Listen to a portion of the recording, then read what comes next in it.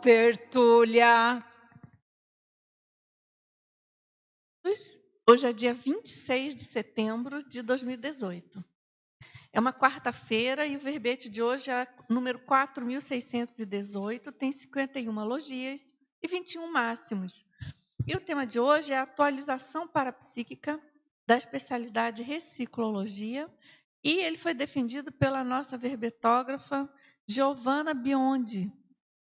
A Giovana, ela é brasileira, natural de Caieiras, São Paulo, graduada em Psicologia e Teatro, voluntária da Conscienciologia desde 2012, docente de Conscienciologia desde 2013, tenepsista desde 2018. Agora, vamos aqui na nossa definição. A atualização parapsíquica é o processo de a consim, homem ou mulher, reciclar, readaptar, renovar, remodelar, requalificar, refinar e reperspectivar as retropráticas paraperceptivas anacrônicas, utilizadas no percurso holobiográfico pessoal, em benefício da automanifestação multidimensional, interassistencial, lúcida, técnica e avançada. Aqui na pensenologia, o holopensene pessoal da atualização parapsíquica, o holopensene pessoal da manifestação neofílica, o abertismo pensênico quanto à manifestação autoparapsíquica. Agora, aqui na fatologia, os ajustes da autoimagem no autoenfrentamento parapsíquico, o fim do gap entre o conhecimento da realidade parapsíquica e a aplicação interassistencial da paraperceptividade. A atualização da autobiografia voltada à interassistência cosmoética e libertadora. A eliminação de muletas e bagulhos energéticos esmorecedores da força anímico parapsíquica pessoal. O pensamento altruísta do melhor para todos, superando o enfoque egoísta de pedir somente para si. O autoenfrentamento impulsionando o destemor e o autoconfronto consciencial. A aceleração da recuperação de coins, do intermissivista pesquisador da auto-holobiografia pessoal. O ato de abrir mão dos apegos obsoletos para dar mão à interassistencialidade avançada. A conscientização de o parapsiquismo ser meio e a interassistência fim. A responsabilidade interassistencial ininterrupta da consim parapsíquica durante as 24 horas do dia. Agora, aqui na parafatologia, a atualização parapsíquica, o estado vibracional profilático enquanto técnica-chave da autovivência bioenergética evolutiva interassistencial. A sempre-aprendência parapsíquica. O parafato de Ateneps ser fator de aproximação com a para-realidade intermissiva do tenepsista. A priorização do mental soma na interpretação dos fenômenos parapsíquicos. O parapsiquismo intelectual promovendo parapercepção sutil e avançada. A transcendência do autoconhecimento por meio do trabalho com as energias, incentivando a maturidade multidimensional do parapsiquista percussiente. As extrapolações mentais somáticas predispondo neoexperiências multidimensionais. O ingresso no curso intermissivo pré-ressomático enquanto acelerador definitivo da atualização parapsíquica consciencial.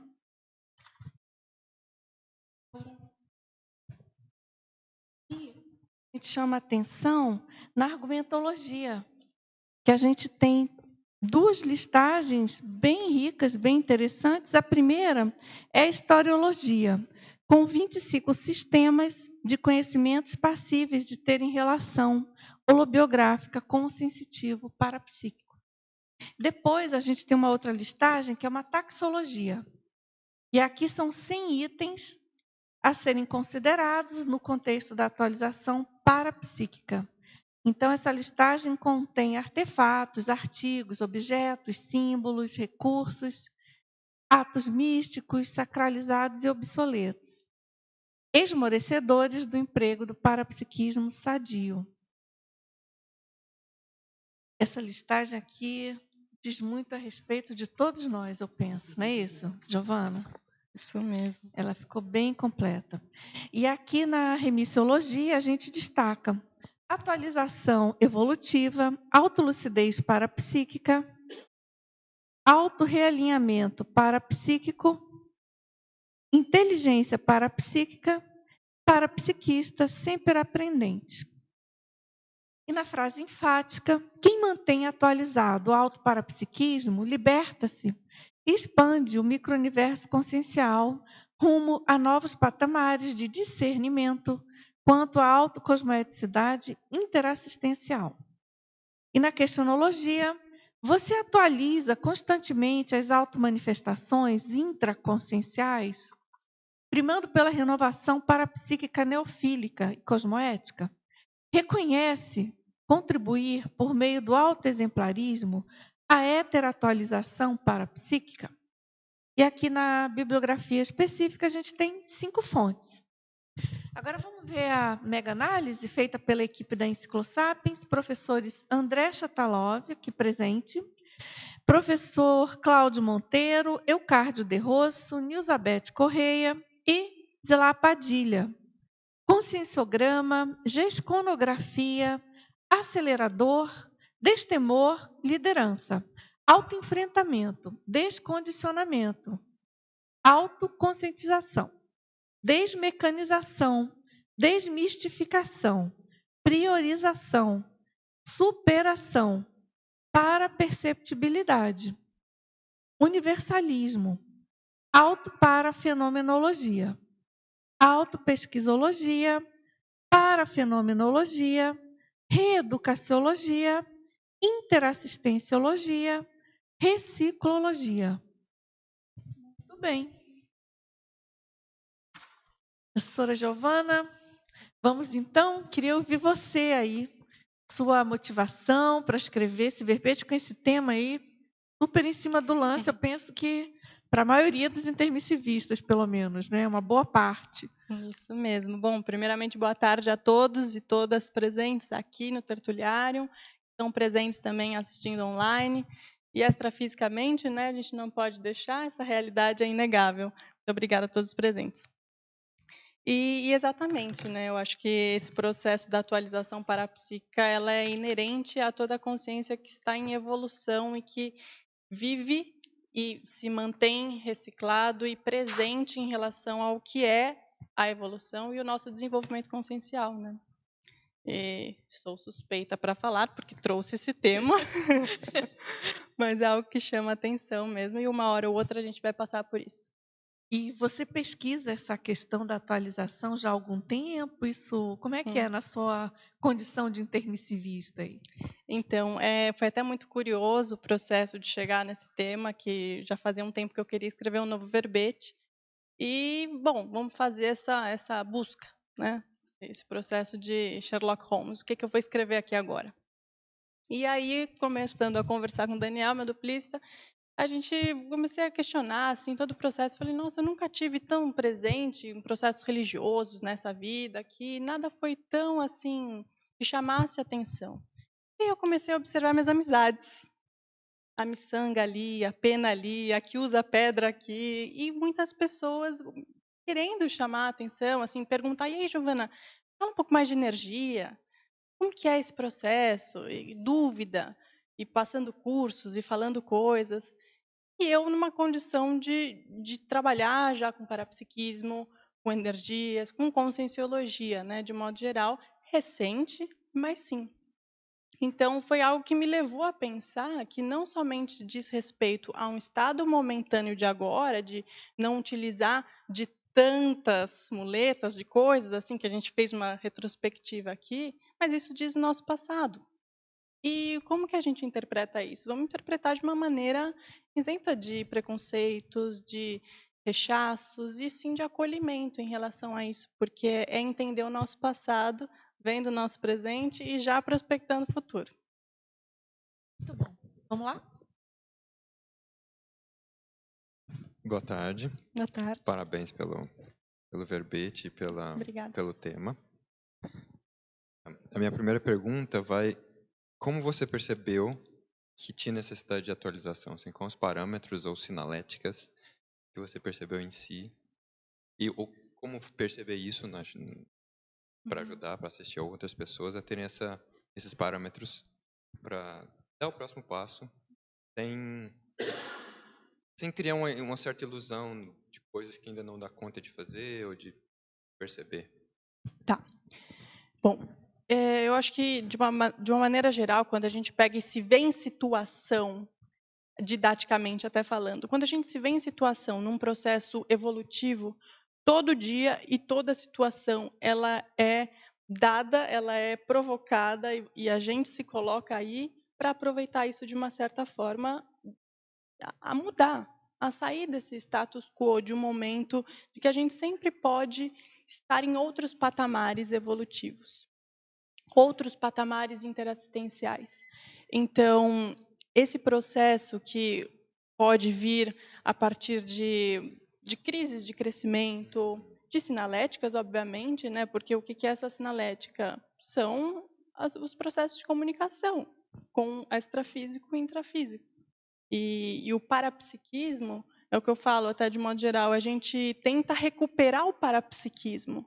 Mas o parapsiquismo é a nossa comunicação, a nossa percepção. Essa é a essência, porque a gente está com sim. A gente é mais consciente do que qualquer coisa.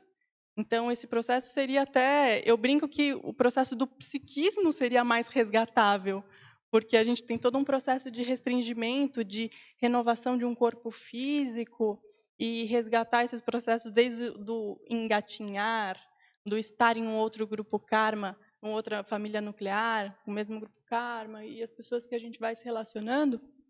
Então, é um processo da gente aproveitar todas as oportunidades que se mostram relacionando as sincronicidades, estando atento e não menosprezando as repercussões que a gente tem. Existe até uma tendência, quando a gente fala de mediunidade, de parapsiquismo, em relacionar, inclusive, com as fantasias. Ah, mas isso é coisa da cabeça. Ah, tá meio biruta. Existe isso. A gente vê muitas pessoas comentando. E até o modo em que tratam, né, a espiritualidade na ciência, né, ainda tem esse tom. Estamos aí caminhando, e é esse o processo. Ver também de uma forma de desestigmatizar. O trabalho do intermissivista é esse, é colocar essa realidade, a Verpom em constante movimento. E eu Eu acho acho que esse que processo. comenta um pouquinho sobre o TENEPS. Eu acho que veio agora a questão, já que você começou o TENEPS recentemente, isso eu acho que deve ser um parâmetro mais do que interessante para perceber aonde atualizar e o que atualizar, né? Sim. E falando de TENEPS, claro, eu estou recente, comecei em janeiro, no dia 19 de janeiro de 2018, e eu percebo que a atuação diária, ela é como se fosse o que eu comentei aqui na parafatologia, né, do curso intermissivo ser esse acelerador da atualização parapsíquica. E sobre a TENEPS especificamente, eu comento uma parte no livro da TENEPS, das compilações dos artigos, que o professor Valdo, na entrevista que deu mais para o final do livro, ele comenta da importância que se tem das pessoas entenderem que TENEPS é um processo da intencionalidade, do pensar. Você pensa mal dos outros ainda? Essa depuração disso. E o processo de assistência, o que é? A gente ir pelo trafor, ir por aquilo que a pessoa tem de bom. Como que é a visão do amparador? A visão de uma consciência evoluída, ela não vai se apequenar pelas dificuldades, pelos processos que a pessoa está aí caminhando para melhorar. Vamos pegar pelo que ela tem de bom. E eu vejo que a TENEPS é esse exercício muito sério de responsabilidade, intencionalidade, discernimento, de constante lapidação, foco, lucidez. E é muito importante o pensar bem, o não pensar mal. Então, o que eu pego disso, uma grande atualização no que diz respeito à TENEPS, é esse ponto. Para você escrever esse verbete, você teve alguma extrapolação parapsíquica? Algo que te incentivou, estimulou a falar sobre isso? Ou foi a TENEPS, assim? Eu vejo que tá tudo no molho, né? A gente vai temperando algumas coisas. Às vezes os amparadores intra e extrafísicos ajudam com um temperinho a mais aí nesse molho, que faz tudo parte da atualização parapsíquica. Mas se eu posso dizer alguma coisa em especial, em primeiro lugar, como eu já comentei, né, a gente ser grato pelas experiências que a gente teve. Elas não nos fazem menor, pior, melhor, nem nada disso. A gente está aqui, isso é como se fosse um registro, uma foto da nossa evolução, da nossa inteligência parapsíquica. Então, esse reconhecimento é muito importante, porque a gente se vê ao longo da evolução, falando especificamente do tema, né? Então, é um processo de reciclagem constante. Outro ponto também é que, assim, a gente precisa realmente estar atento para o que acontece. O extrapolacionismo, ele só, pelo menos a meu ver, só é dado como extrapolacionismo se a gente aproveita a experiência.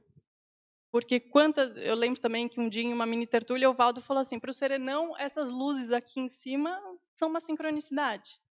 Tudo é arquitetado de um modo que tem uma junção de elementos que se tornam sincrônicas nesse fluxo do cosmos. Então, o extrapolacionismo ele ocorre quando a gente vê esses detalhes e como eles compõem nessa trama de significados, né? Que às vezes a nossa visão de conjunto ela acaba ficando reduzida, né? Um processo de perda de lucidez, mas então, até um exemplo que você também comentou sobre TENEPS. Eu lembro que quando eu comentei, parece que vem aquele banho de loja mesmo, né? Uma das primeiras experiências é assim, acontece alguns processos assim, desde doação de energia, de insights, de entrosamento paracerebral, que são coisas que você fala, vamos caminhar, vamos suar sangue para chegar nesse ponto, assim, e mais, e além, e não pensar pequeno, pensar grande. Eu acho que são uns pontos aí interessantes. A TENEPS 24 horas, né? Tem a condição da TENEPS 24 horas, que você não desliga a interassistência.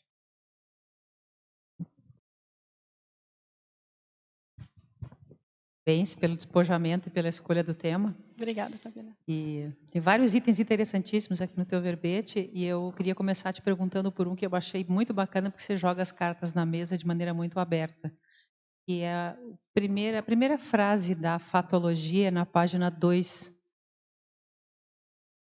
Os ajustes da autoimagem no enfrentamento parapsíquico. Achei fantástica essa frase, muito legal. E é o fato de você bancar isso, né? Então, se você puder falar um pouquinho, depois eu tenho uma outra pergunta. Tá. Eu acho esse aspecto da autoimagem, em alguns momentos eu já me vi assim, mas eu não sou quem eu penso ser, uma coisa bem shakespeariana até, dizendo, não, ser ou não ser. E assim, a partir do momento que a gente coloca, como você falou, essa realidade nossa na mesa, as claras, tira o véu do estar obnubilado para aquilo que talvez se tenha ainda dificuldades, negações em falar assim, passei por isso, eu fiz isso, olha, veja a minha trajetória, veja aí assim, veja eu mesma, né? Como se fosse um processo mesmo de você não precisa provar nada para ninguém. A autoimagem, ela também, essa regulação da autoimagem, a regulagem da autoimagem, ela se dá no contato com o outro. Então, é um processo muito interessante que é a admiração e discordância, por exemplo. Esse binômio, a meu ver, ele é um facilitador do ajuste da autoimagem, porque a gente exerce esse treinamento da criticidade, da reflexão, do discernimento em relação às nossas atitudes e, principalmente, em colocar a nossa experiência pessoal aí, para quem quiser aproveitar, para nós mesmos, para essa lapidação que a gente faz do nosso processo evolutivo, que só cada um de nós, de fato, sabe o esforço que fez para chegar até onde a gente está. Falar de conscienciologia não é brincadeira, né? E vivenciar isso, eu vejo que menos ainda, é algo muito sério. Então, esse processo de enfrentar a realidade consciencial é um dos grandes libertadores da consciência. Porque quando a gente se reprime, quando a gente deixa de permitir sentir o que sente, permitir pensar o que está pensando, automaticamente a energia também vai fluida, né? Então o pensene, por ser indissociável, ele vai aí com mais fluidez, ao invés de uma repressão por algo que nos foi colocado, por nossos modelos, por nossas concepções, pré-julgamentos, preconceitos. Então, é um processo que eu vejo muito de atualização paradigmática, tem até um verbete da remissiologia que tem esse tema também, né? E que está tudo aí, esse movimento realmente de remodelar. Bacana. Eu acho que um dos grandes problemas nós seres humanos, a humanidade como um todo, é não assumir esse potencial parapsíquico, essa capacidade parapsíquica, né? Seja aqui, em qualquer outro local. Então, eu achei muito interessante você trazer as cartas abertas, muito legal. E eu queria te perguntar também, na página 5, na tua primeira listagem, você trouxe 2 listagens extremamente ricas. Minha pergunta diz respeito à primeira. Desses 25 sistemas de conhecimento que você foi trazendo e foi listando, teve algum que você se identificou mais, que você achou que era mais você, mais as suas características, se viu mais, né? Ou mexeu mais parapsiquicamente? Em primeiro lugar, aqui o objetivo dessa parte na argumentologia não é ser o especialista aqui no tema, né? Tem muito coisa para falar sobre esses 25 itens, e que não são somente 25 itens, tem muito mais além disso, se a gente estuda realmente bem detalhadamente o processo da evolução parapsíquica na história. E até aí eu comento, esse livro me ajudou bastante, do Miguel Cireira, está em espanhol, mas aí... Evolução da inteligência parapsíquica, e também faz uma boa síntese desses temas. Tem também a Cristiane Ferraro, no livro do Manual da TENEPS, ela faz uma retrospectiva inicial e também coloca alguns desses sistemas de conhecimento, e que passam pelo parapsiquismo, pela mediunidade, pela percepção do extrasensorial, sobrenatural. E, assim, vários desses me chamavam a atenção desde antes de conhecer sobre os temas, enfim, parapsíquicos, mas, em especial, as coisas que giram em torno do processo chinês, o processo do Qigong. Voluntariando na CIP, a gente realiza bastante um dos exercícios que a gente faz é o Qigong, que é essa movimentação mecânica das energias, né? Também o processo dos druidas, do hermetismo, do pitagorismo. Então, estamos aí em todas, né? Legal, Mas é interessante fazer essa leitura, né? Que seja assim, numa breve pesquisa, o que, por exemplo, o que da alquimia me chama a atenção?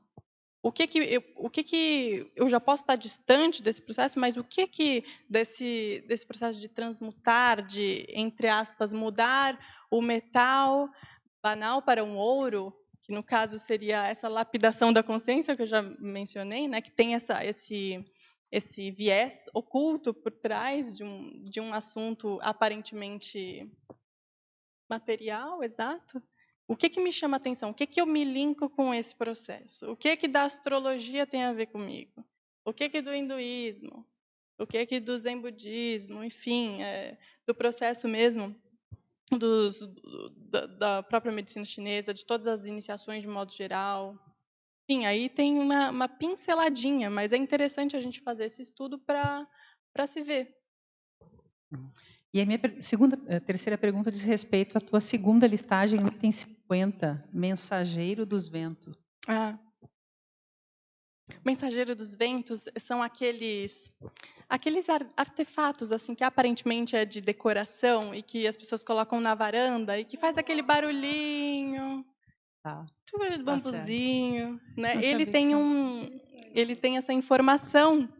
E se a gente para e pega alguns desses itens da taxologia e até mesmo, vamos dizer, entre aspas aqui, metodologias de interação parapsíquica, xamânica, mediúnica, ou seja, muitas delas vêm com uma função por trás e que hoje em dia é só uma superstição ou uma prática que alguém faz e que nem sabe por quê. Sim. E que essa construção foi se perdendo ao longo do tempo, que hoje em dia eu só viro a folha aqui porque eu viro, mas não. Antigamente, virar a folha tinha um processo que, se você não virasse a folha, manchava de tinta. Não sei, estou inventando aqui, entendeu? Sim. Mas esse mensageiro dos ventos é isso. Ele traz boas energias para o ambiente. Tem Legal. esse conteúdo. Bacana, obrigada. Boa tarde pelo seu verbete. Boa tarde. Obrigada. Página 2, fatologia de cima para baixo na 5ª linha. A eliminação de muletas e bagulhos energéticos, esmorecedores da força anímico parapsíquico pessoal. Você poderia comentar como foi assim o seu processo de tirar os amuletos, né, e os bagulhos energéticos dentro da sua vida parapsíquica e, enfim, intrafísica também, né? Beleza. Então, como eu até comentei anteriormente, nessa retrospectiva que eu fiz para escrever esse verbete, eu tinha falado, nossa, mas eu não tenho muleta, eu não uso nada. Claro que às vezes você usa um brinco, você gosta de uma pedra, mas, né, a gente tudo tem que avaliar.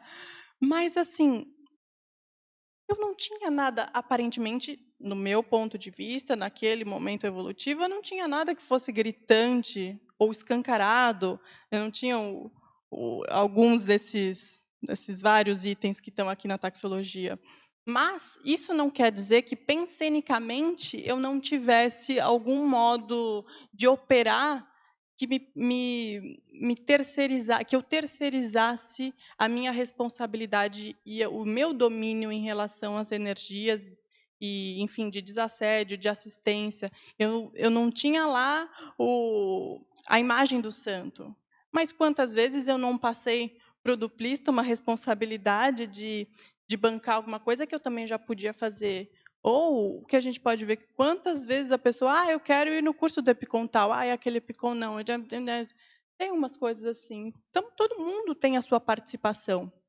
Então, eu vejo que esse é um processo bem delicado e ele não necessariamente ele é escancarado. A pessoa ela pode não ter o terço mais, pode não usar o chá de alguma coisa. Não é mais a pitonisa que está inalando o gás entorpecente, mas tem comportamentos e pensenidade, que tem alguns aspectos também que foram colocados aqui na pensenologia, né, de identificar as partículas macro, micro e nanopensênicas a serem recicladas. É microscópico o processo. Então, esse exercício, a meu ver, além de ser um processo de limpeza dos bagulhos energéticos, porque aí sim a gente pode fazer aquela checagem ininterrupta, né, na nossa casa, nos nossos ambientes, vendo o que está mais distoante em relação às nossas energias, em relação a uma homeostase do ambiente em que a gente se coloca, que a gente circula, porque não necessariamente vai estar ali aquele GPS, ou aquele livro, aquele objeto, aquele artefato. Às vezes o link ele é pensênico e esse exercício ele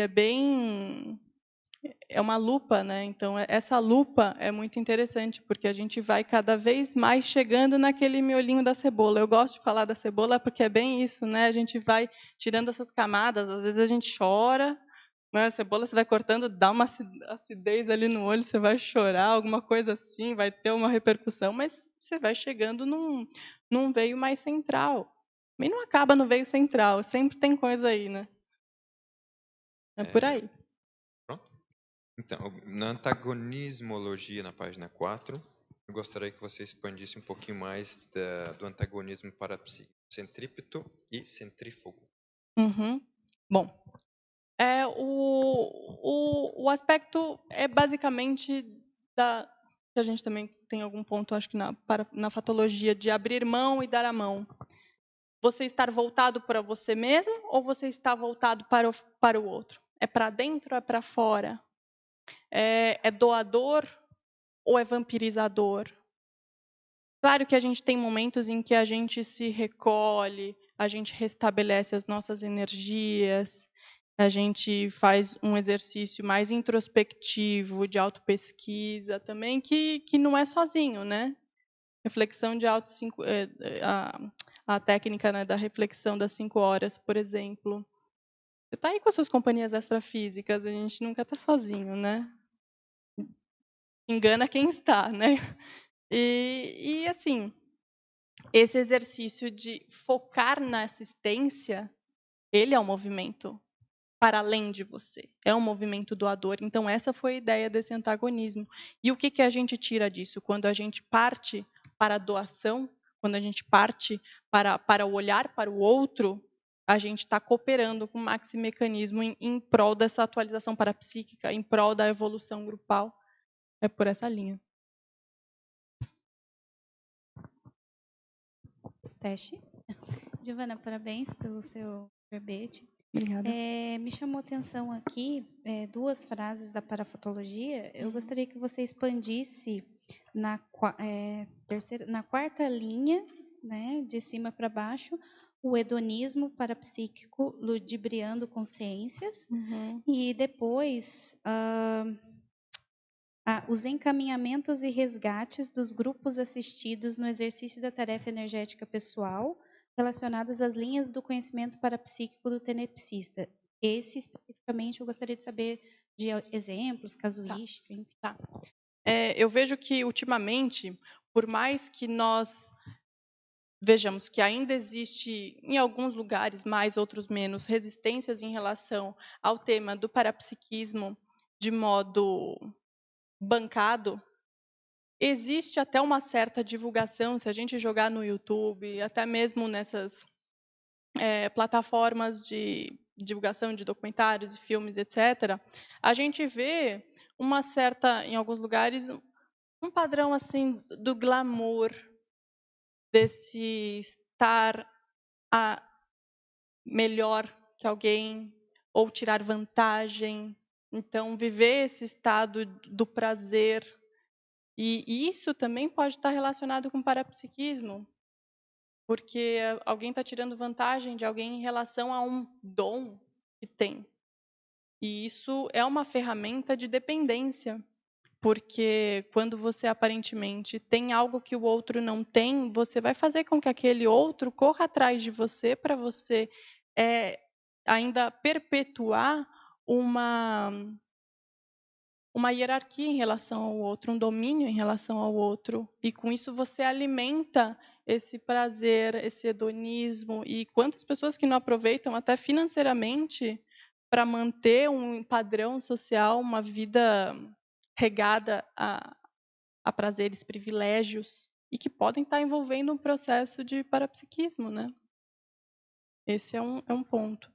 E aí o que você comentou sobre a experiência da TENEPS, para mim ficou muito claro no processo de escrita do verbete, porque você está botando a mão numa cumbuca bem profunda. Tem muita coisa aqui. Isso não quer dizer que seja um problema. Também faz parte.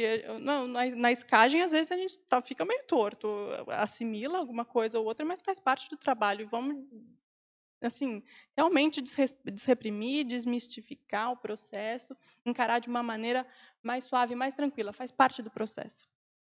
Mas, por exemplo, na TENEPS, eu cheguei a perceber determinados grupos específicos que têm a ver especificamente com a minha trajetória, das vezes daquilo que foi mais produtivo, daquilo que foi mais bem realizado, digamos assim, ainda com a mentalidade, com as ignorâncias das épocas. Né? Nós somos aí responsáveis pelas nossas ignorâncias e pelas nossas, entre aspas, sabedorias do momento. Né?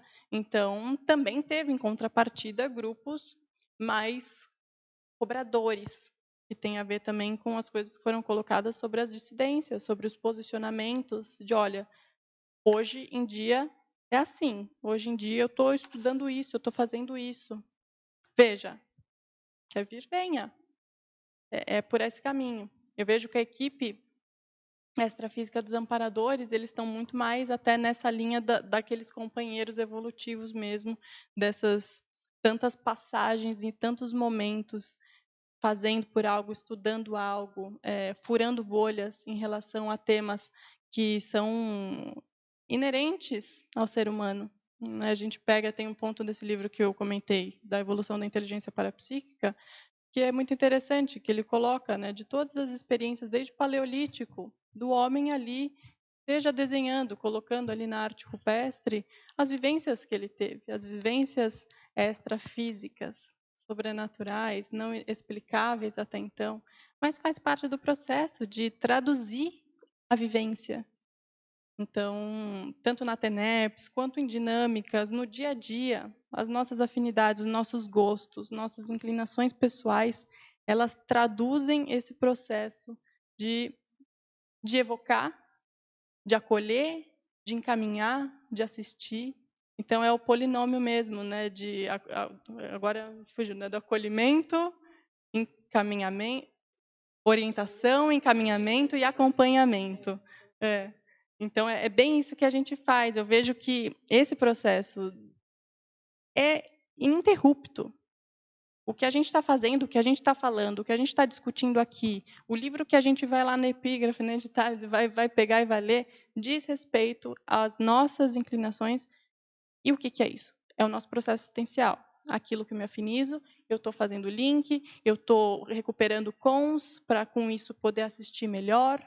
E assistindo melhor, eu esclareço muito mais o meu grupo, a mim mesma. Está tudo junto.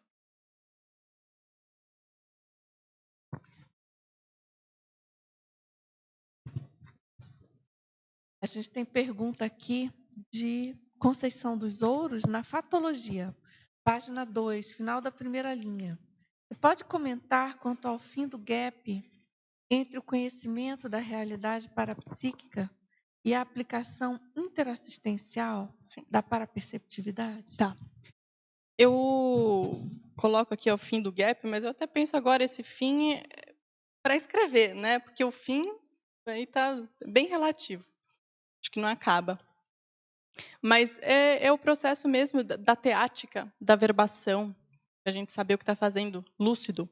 Porque quantas vezes a gente já não escuta e não vê realmente que em várias linhas de processos de desenvolvimento energético, mediúnico, a pessoa doa energia, mas ela não trabalha a própria energia. Então, realmente tem uma incoerência ali naquilo que você acredita, vê, acredita porque está na sua prática, mas não está tanto, porque o seu desenvolvimento, a sua desassimilação energética, por exemplo, em relação a isso que eu comentei, ela está falha. Então, a pessoa sabe que existe vida após a morte, mas tem um medo de ver consciência. Ver consciência extrafísica aí, o fantasma, a coisa toda, né, no português popular, na linguagem popular. E assim, claro, a gente vai aprimorando e vai ampliando o nosso conhecimento em relação às coisas. A gente vai fazendo essa dissecção dos nossos medos, das inseguranças, que faz parte do autoenfrentamento e do nosso processo de autopesquisa pessoal. Mas esse ponto realmente de você ter uma lacuna, um gap muito grande entre o que você fala e o que você faz, ele é difícil para manter esse equilíbrio e o foco da atualização parapsíquica, porque senão esse processo ainda é aquele processo de você estar ali, xamânico, vamos dizer. Não, o xamanismo é isso, você está ali, está exteriorizando uma energia, está fazendo todo um processo realmente ritualístico, mas não tem a consciência da reverberação disso para o seu holossoma, para outra pessoa que está recebendo energia. Como que é a qualidade da energia que você doa, se a sua pensenização, o que a gente comentou da TENEPS, ela não está rígida, ela não está íntegra, ela não está positiva. Então, eu vejo que tem inúmeros exemplos em relação a isso, né? Mas realmente prestar atenção na sua teática, na verbação. Na parafatologia, Giovana, ela pergunta na 9ª linha de baixo para cima.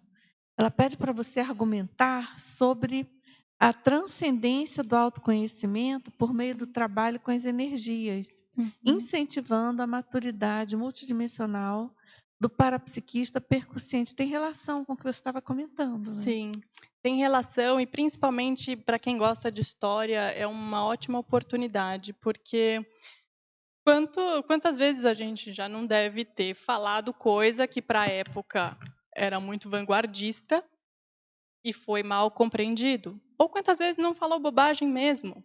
E faz parte. E em função disso, agora, trabalhando as energias, porque o que é o estado vibracional, né? A chave aí da evolução bioenergética e não só bioenergética? é que você desnuda a sua realidade, você entra em contato com a sua intimidade, com a sua paragenética, com a sua consciencialidade mais de essência mesmo. Então, em função disso, tendo essa maneira despojada para compreender a sua condição consciencial, ela faz ver o que você já deve ter visto no passado, compreender essa situação toda e adquirir a conscientização de que essa evolução é um processo de aquisição da maturidade. Maturidade não somente se a gente, para quem não gosta de história ou o que seja, né? Não precisa também analisar a história nesse sentido. Você pode ver o que o seu hoje, o seu agora, como você era ontem e como que você está hoje. De ontem para hoje, você já adquiriu quanto de recuperação de cons?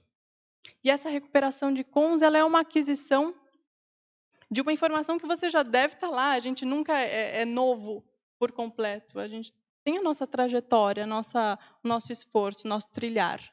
Então, em função disso, a maturidade ela vai sempre atingindo novos patamares. Não tem vários tipos de maturidade: maturidade física, biológica, intelectual, afetiva, parapsíquica é uma delas. Então, eu vejo que é muito importante, inclusive, dar valor, valorizar as nossas os nossos novos construtos, as nossas novas sinapses que vão sendo adquiridas. E o processo do trabalho energético é um grande revelador disso, porque a gente se vê. Eu acho que é mais claro do que se olhar no espelho.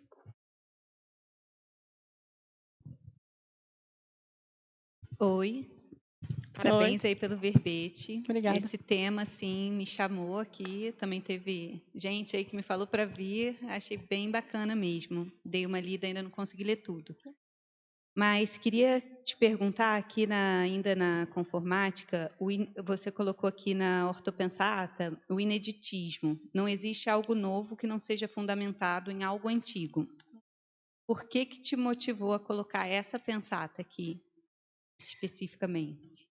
Porque nós somos, muitas vezes, antepassados de nós mesmos. Não, enfim, né, você não está ali se reencontrando, mas a gente é produto daquilo que a gente já fez. Nós somos resultado da nossa constante somatório anterior das nossas trajetórias. Então, a gente está ali vivendo vida após vida e fazendo um exercício de evoluir, de sair de um mesmo patamar, de interagir de uma maneira melhor, mais assistencial, de aprimorar a assistência, de avaliar melhor quais são os nossos valores, as nossas vontades, as nossas curiosidades. Então, aquilo que eu sou hoje, aquilo que eu estou mostrando aqui hoje, ele é um resultado de um trabalho que eu já venho fazendo de uma maneira diferente, de uma maneira talvez menos técnica, menos científica, talvez mais instintiva anteriormente, mas esse processo realmente de ver nós somos resultados parciais. Eu acho que é bem essa ideia, é viver enquanto resultado parcial. E essas 3 ortopensatas, elas andam juntas, porque em função disso, né, não existe algo novo que não seja fundamentado em algo antigo, porque nós somos nosso passado multimilenar atualizado. É porque eu costumo usar muito essa frase na arte, né? Eu sou designer e trabalho com isso. Eu falo que nada se cria, né? Tudo você transforma de acordo com alguma outra experiência, algum outro conhecimento, ou alguma outra análise, enfim. E eu achei isso curioso porque isso também se aplica a gente mesmo, ou ao parapsiquismo, ou algum outro traço, né? Não só na arte. Na sua linguagem também, quantas vezes a gente não pega uma roupa e não customiza essa roupa? Né? A gente está customizando a nossa consciência, a gente está ali aprimorando, dando uns cortes ali, ajustando aqui, e é isso, faz parte. Bacana, obrigada. Aí um aspecto que eu acho interessante dentro do que vocês estão comentando, que muitas vezes, né, Giovana, você, mais no início da tertúlia, acho que você se referiu a essa condição, mas, enfim, a gente até tem aquele vislumbre que teve algum passado parapsíquico de determinada linha e a gente não precisa rechaçar isso totalmente.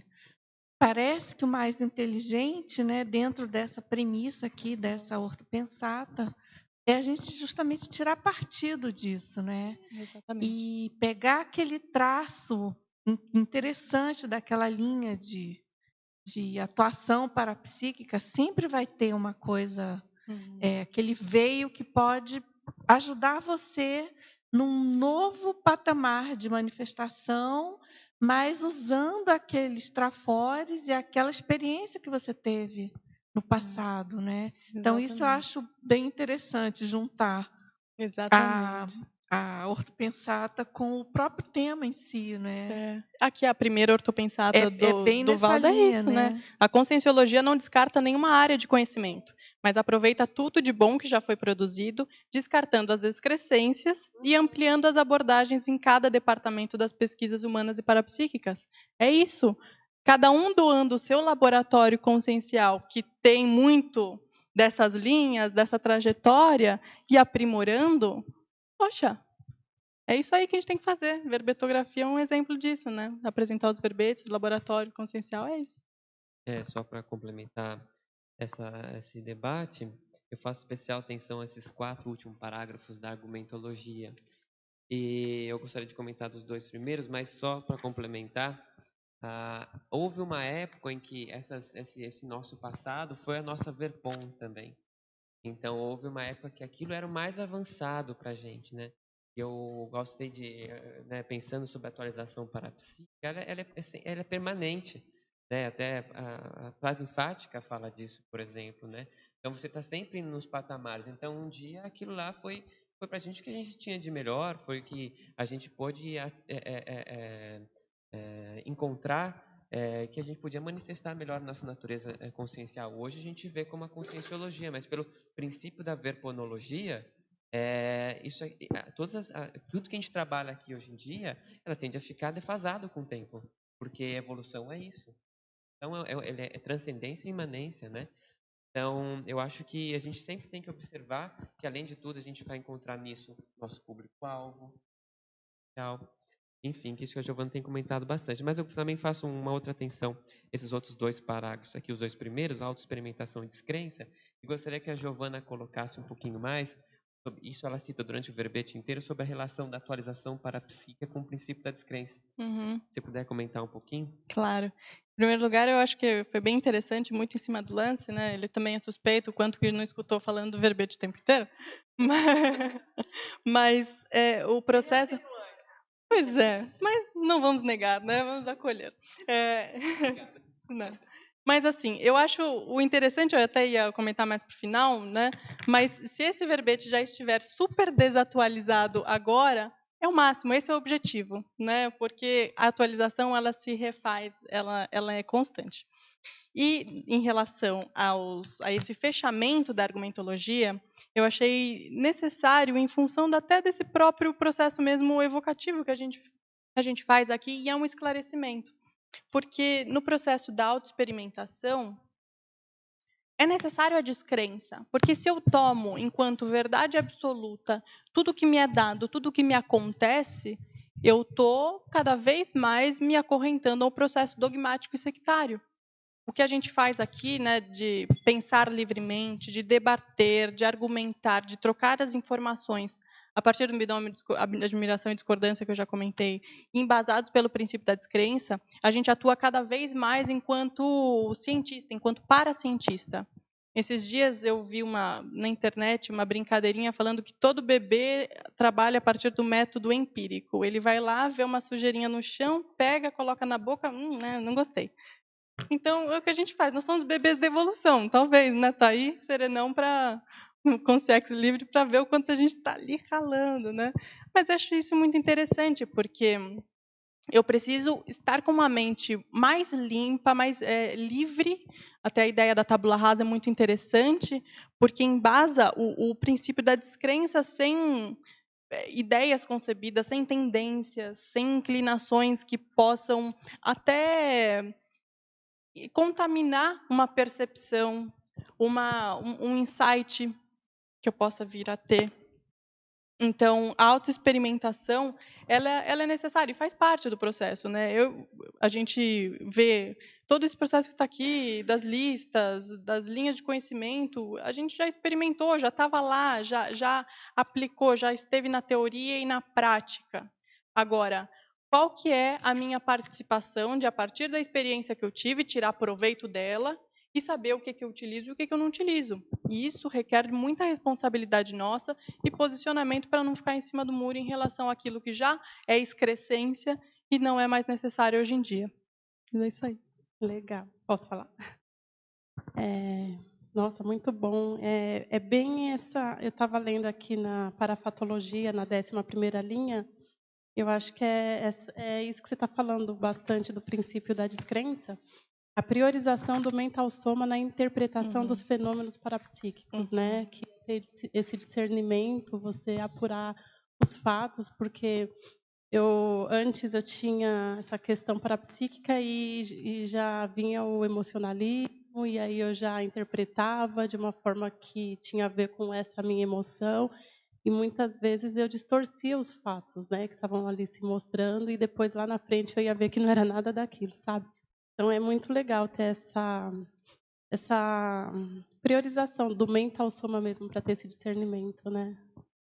Eu vejo esse aspecto como importante porque é a maneira que a gente consegue sobrepairar o processo, ser menos parcial, ter menos tendência a ir por aquilo que talvez seja mais confortável e mais acostumado, porque ficar emocionado a cada vez que acontece alguma experiência, isso é o quê, né? A gente tem que entender, eu acho que eu já comentei isso até num verbete anterior que eu apresentei, dessa musculatura emocional. Faz parte. Não dá também, então agora é só mental soma. Não, o holossoma ele se compõe do quê? Do que a gente sabe. Soma, psicossoma, energossoma, mental soma. Então, manter esses veículos de manifestação compreendidos, entendidos, porque a gente se manifesta através deles. E o exercício, tem o laboratório da auto-mental somatologia aqui, é uma grande experiência. Eu, inclusive, fiz aqui em uma vinda agora, né? E é um exercício de conseguir ver os detalhes, a sutileza, aquilo que não é grosseiro, escancarado. E, como você comentou anteriormente, né? Momentos da história, em períodos diferentes, foi necessitado algum tipo de demonstração, talvez essa não seja a melhor palavra, mas de como você vai colocar a ideia parapsíquica do sobrenatural, do espiritismo, do que é essa relação com os espíritos, cada um tem aí a sua linguagem, né, em relação às histórias, porque você vê tinha momentos em que era necessário ali sessões de materialização, daquela coisa assim, olha, vejam, acontece. Talvez hoje em dia não seja mais isso. Em alguns grupos já estão fazendo outro trabalho, mais mental somático, mais de colocar ali, escrever, destrinchar o processo. Giovana, ficou provado que isso também não resolve, né? Pois Claro, é, esse é o ponto, acho que você está trazendo, E né? até Nem a materialização, para quem não tem aquela maturidade ali, não resolve. A pessoa, não, isso passa, não, vocês inventaram. Não aconteceu, é ilusão. É incrível isso, né? Realmente é uma negar o das óbvio. questões. É impressionante isso. Quantas pessoas a gente conhece, né, que passam pelo fenômeno, algum fenômeno, e a pessoa fica ali Não duvidando. Não aconteceu, não. Você fala, eu tenho 5 dedos aqui. Tudo bem que tem gente que tem 6 também, mas pode mostrar os 6 dedos, 5 dedos. Tenho 5 dedos.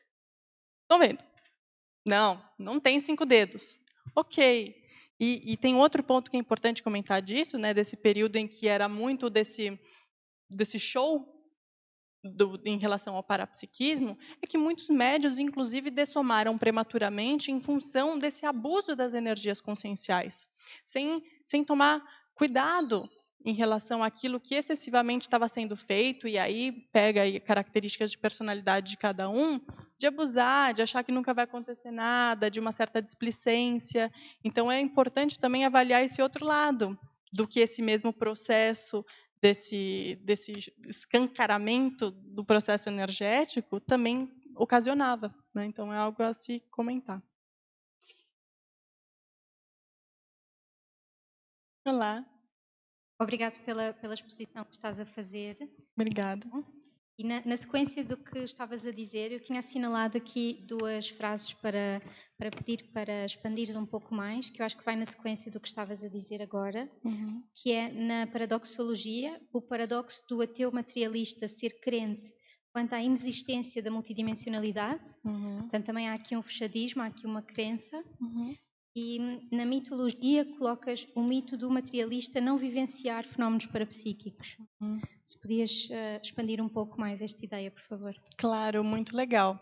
Essa ideia é interessante, né? Porque se a gente para e pensa, vamos supor, esse ateu materialista que ressomou hoje em dia, enquanto aqui colocado, né, o estereótipo do ateu materialista, ele pode ter sido o religioso fervoroso em uma outra experiência pretérita, vamos dizer assim. A única coisa que ele fez é mudar a crença, porque a crença ela vai sendo mudada. Se a pessoa, o que ela tem é a crença. A mesologia muda. E em função da mesologia, das inclinações pessoais em cada época, em cada contexto, ela só faz ali a mudança, né? Em vez de ser de um jeito, vai ser de outro. E outra coisa que é interessante, né? Que teve assim, um fluxo recente de cientistas, de pessoas conhecidas, grandes médicos que tiveram a experiência de quase morte. E depois disso tiveram ali um clarão em relação ao processo extrafísico e reencaminharam algumas coisas, alguns paradigmas que vivenciaram. Isso acontece. Não precisa ter experiência de quase morte. Tem pessoas que têm experiências, um processo, vamos dizer assim, de uma ideia, o eureka. Quem diz que não pode ser um processo realmente de um insight, de uma intuição, de uma captação de ideias vindas do extrafísico. Tem vários exemplos em relação a isso, até em relação à história, né? Teve um exemplo de, não sei se foi o Graham Bell com uma outra pessoa na Itália, que descobriram a ideia do telefone no mesmo momento, né? Tem que checar exatamente a história, mas tiveram vários exemplos disso, né? Essa captação da ideia, por exemplo, ou mesmo quantas vezes conversando com pessoas que são ortodoxas na sua crença em relação à não existência de algo além da matéria e que falam não, mas eu tinha ali uma casa e que o espírito do meu avô ficava lá rondando. Como assim? Você não estava falando que não era assim, agora, né? Então acontece muito disso também. Então, o quanto da gente se colocar exemplos e fazer esse trabalho de esclarecimento pode ajudar, né? Em algum momento aí esse despertar de uma ideia. Posso aproveitar Agora, e fazer uma vamos lá. perguntinha? Eu acho bem interessante, né, Giovana? Parabéns muito pelo seu verbete. Obrigada. É uma grande oportunidade de fazer assistência, né, àqueles nossos colegas do passado, né? E isso me veio bem uma imagem, uma situação de que eu tive uma amiga, né, Rosa Cruz. A gente conversava muito sobre o processo dos fenômenos, o que ela estava estudando, técnicas projetivas, e ela mostrou para mim algumas monografias que era proibido, não poderia mostrar porque não era da ordem nessa existência. E aí a gente basicamente discutia algumas coisas interessantes. E uma das questões assim mais eu vejo curiosas e assim uma grande oportunidade que eu tive foi lá em Portugal participar de uma convenção da Rosa Cruz, onde a gente foi convidado a falar sobre processologia. E aí eu tive que pisar em ovos para a diplomacia, para não de alguma maneira assistir, né, aquela condição. E o que a gente mais assim percebeu é que nós entramos para falar sobre cosmoética e uma apresentação anterior a pessoa estava falando sobre o valor do sagrado.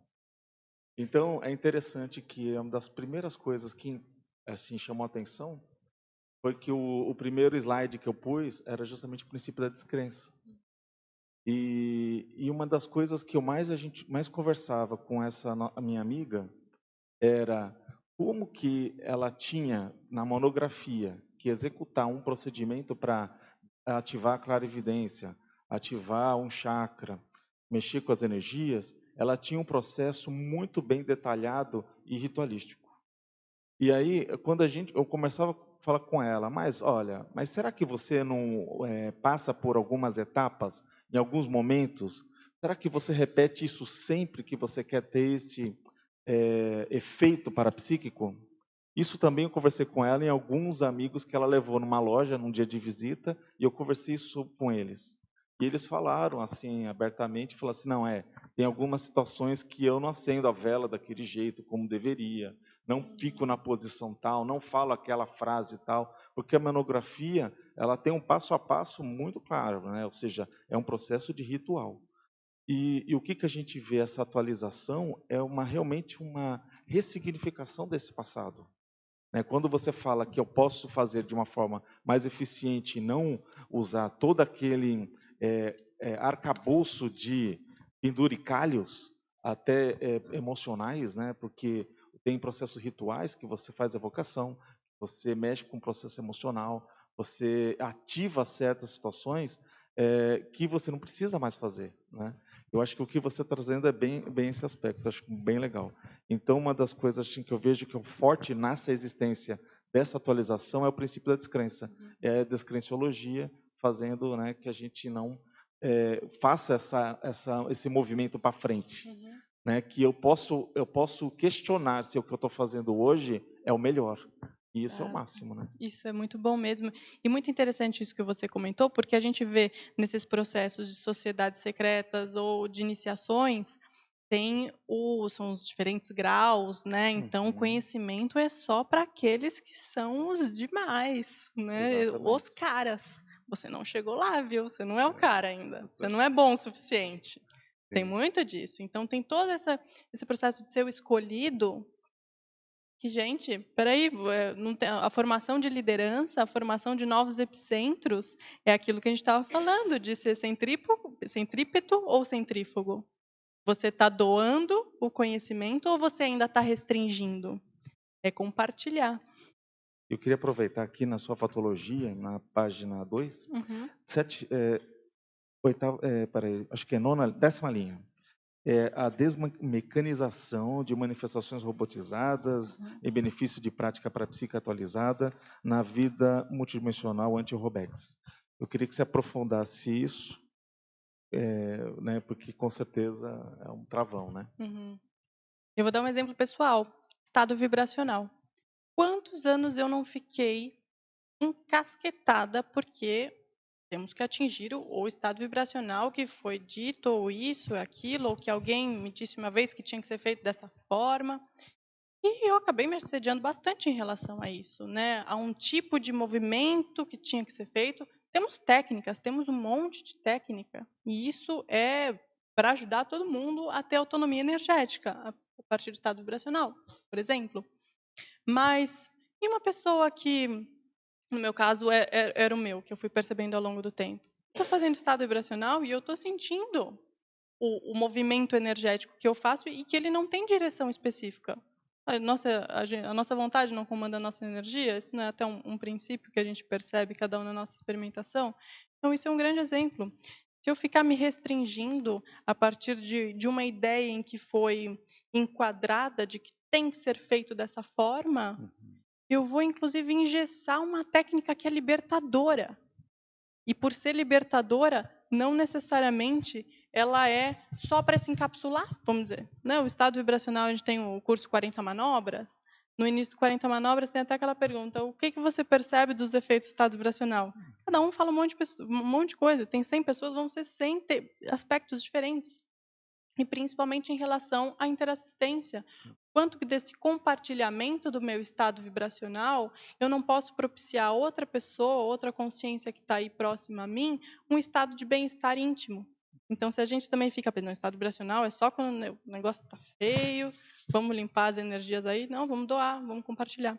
E eu queria aproveitar também que você chegou a fazer uma analogia da atualização parapsíquica e um novo soma.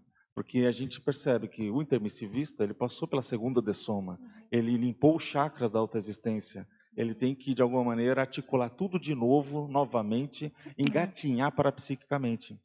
Porque, eu não sei se já aconteceu contigo, mas às vezes já tive uma percepção retrocognitiva, né, uma lembrança retrocognitiva, em que meu parapsiquismo, em determinadas áreas, em alguma situação, foi superior a essa. E aí eu tenho que atualizar essa própria questão do passado. Sim, sem dúvida. E eu coloquei aqui no Polinomiologia, que está na página 4, é isso? Espera aí. O polinômio holossomático soma-energossoma, psicossoma, mental-soma, denotando a correspondência integral entre os veículos de manifestação frente às renovações conscienciais. Então, é muito frequente a gente observar que existe essa percepção, nossa, mas parece que em uma vida pretérita eu tinha um desenvolvimento parapsíquico muito maior do que eu tenho hoje. Tá, mas por quê? O que eu planejei, levando em consideração um curso intermissivo, né, até que você comentou, o que eu planejei e que hoje eu preciso resgatar de uma maneira mais cosmoética, de uma maneira qualificada, técnica, atualizada, feito todo com o download da informação mais pensada em grupo.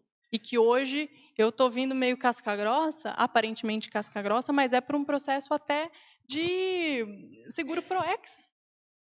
Pode ser, né? Se a pessoa tem um traço, vamos dizer, de riscomania, de tendências, né, da adrenalina, por exemplo, e vem com um parapsiquismo aberto e não está ali qualificando as suas próprias energias, a sua pensenidade, a sua intencionalidade, pode ter ali um aspecto negativo, macro PK, né? Porque eu penso, né, o serenão, ele desperto, evoluciólogo, consciências com um pouco mais de visão de conjunto, isso não quer dizer que a gente não tem em cada momento que a gente também está atuando, eles, por uma atitude que a gente faz aqui agora, a gente já consegue ver o futuro dela. Tem até o trinômio, né, de olhar o passado, ver o presente, já vislumbrando o futuro.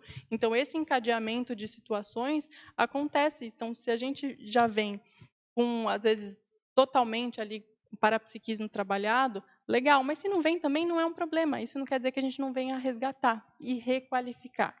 E tem a questão da paragenética também, das nossas marcas de nascença, as nossas inclinações pessoais, os nossos gostos, nossa aparência, o que diz do nosso passado. Muita coisa. Vamos lá? Oi, Giovana. Olá. Então, aqui na página 4, Sindromologia, a superação da síndrome da labilidade parapsíquica e a extinção da síndrome da autossubestimação parapsíquica. E você passou por isso, assim, podia dar uma palha, o que te ajudou? Bom, você falou labilidade parapsíquica e autossubestimação, né? Eles estão também conectados. Se você fica inseguro em relação às suas percepções, e mais até do que em relação às suas percepções, inseguro em relação à sua própria realidade, isso vai refletir na sua energia, na sua inter-relação com as pessoas, na sua manifestação de modo geral. E isso abre brecha para qualquer consciência que esteja aí afinizando pelo seu tipo de pensanidade. E isso, inclusive, com o aspecto da falta de domínio energético, da falta de lucidez, da falta de estar aí num estado mais up-to-date em relação às energias, faz com que você fique desequilibrada, que é a questão da labilidade. Você está volátil, está lábil em relação ao parapsiquismo. E eu lembro de um verbete que eu vi do professor Valdo, que é energias conscienciais, se não me engano, ou abuso da energia consciencial. E ele fala como que o amparador ele vai aproveitar muito mais quem? Aquela pessoa que tem 5% de energia, mas que tem 5% todos os dias, ou aquela que em um dia tem 100 e no outro dia tem 5, tem 0% de energia. Está ali lábil, está oscilando. Então, é muito melhor essa constância do que a inconstância. E por isso, você voltar para a sua autopesquisa, focando realmente naquilo que você tem de bom, focando nos seus traços, nas suas potencialidades, naquilo que você já tem trabalhado em função de toda a sua trajetória, é o que vai dar gás para que você não tenha um mega trafor inibido por um mini trafar. Aparentemente são detalhes, são coisas simples, mas que passam desapercebidas do nosso dia a dia e é facilmente em relação às nossas influências que a gente tem contato com um monte de gente e se não está realmente atento, a gente vai na onda, vai no fluxo, vai no impulso, naquela a coisa toda que está inflamada. Valeu. Agora, vamos na estrangeirismologia, perguntas de Curitiba. Então, ele quer saber da primeira à quarta linha, tá? Tá. Em meio a tantas práticas parapsíquicas, dinâmicas e cursos de campo, quais são as suas dicas para obtermos o upgrade do patamar interassistencial atual? Tá. Eu vejo a minha trajetória em relação a cursos, dinâmicas, enfim, atividades. O que a gente mais pode tirar frutos positivos disso é se a gente se coloca, se a gente se expõe. Se eu aproveito que já que vivemos em grupo, em sociedade e evoluímos com as diferenças, com os aportes vindos de diversas vias, se eu coloco a minha demanda, se eu coloco a minha dúvida, se eu coloco a minha experiência, aquilo que eu vivenciei, e estabeleço uma troca com alguém, 1 mais 1 é mais que 2. Então, vão ser mais cabeças pensando, vão ser mais pessoas pensando, mais ideias, para que a gente consiga fazer esse processo do Sursum Consciência, que tem até o verbete, né? Sim. O professor Eduardo fez aqui. Eduardo, né?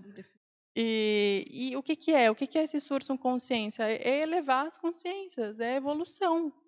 E evolução é atualização constante. Então, para mim, se eu posso dizer que algo é benéfico, é a exposição pessoal sincera, autêntica, sem receios de que julgamentos. Isso aqui a gente já viveu tanto no passado, vamos se julgar menos agora, né? Vamos colaborar mais, a cooperação. Agora é impressionante a força pensênica, energética dessa expressão. Você fala, o negócio já muda, né? Muito bacana. Agora ele pergunta também sobre o principal turning point autorreciclogênico para a maioria das pessoas com atuações interassistenciais.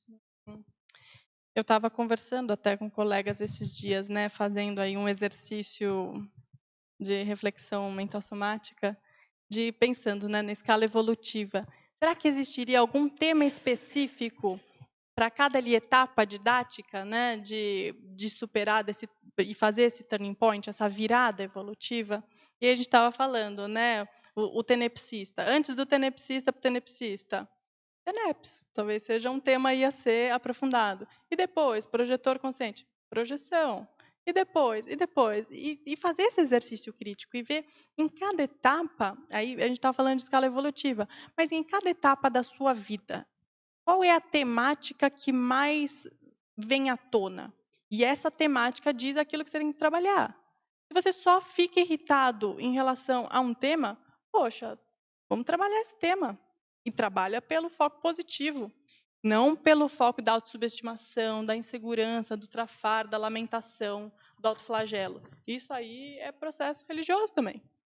Agora, Giovana, também como manter o update das práticas interassistenciais existentes na CCCI como um todo.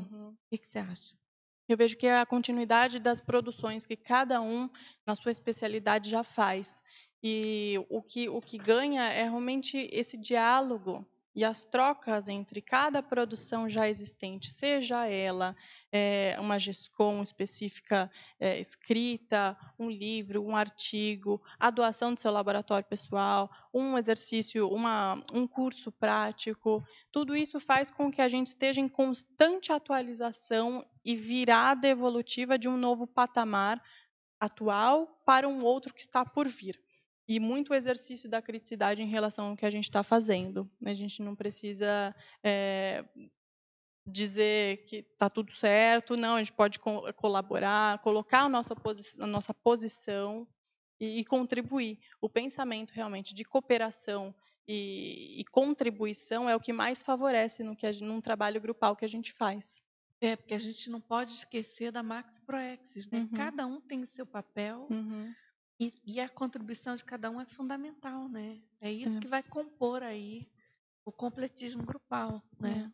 E todos somos mini peças, né? É outro Exatamente. ponto que é interessante, né? Colocado também aqui no verbete, né? Se a gente atuar enquanto maxi peça de um mini mecanismo, não vai dar certo. Não dá. Agora, ele pergunta também sobre o pulo do gato para o download de coins intermissivos. Nossa. Olha, pulo do gato aí, hoje até a gente estava comentando coisas nesse sentido e até levando em consideração as experiências projetivas. O pulo do gato está aí. Toda informação que chega, que a gente se coloca ali interessado, esse senso de pesquisa, de curiosidade, é uma maneira da gente fazer esse download de cons. As experiências que a gente tem projetivas, aquilo que nós realizamos no extrafísico, aumentando sempre o nosso nível de lucidez, a gente faz esse download para o intrafísico aqui também, né? Faz download para cérebro, enfim. E é muito importante a gente se manter sempre atualizado. Não é porque eu tenho um livro lá na minha estante que eu não vou reler. Que eu não, saiu uma nova edição que tem uns detalhes a mais. Faz parte também, né, essa analogia aí. Então é se manter sempre disponível, aberto. Esse é um uma princípio dica também, né, Giovana, já que você está falando em ler, a gente lê as próprias coisas que a gente fez, que a gente escreveu, que a gente publicou.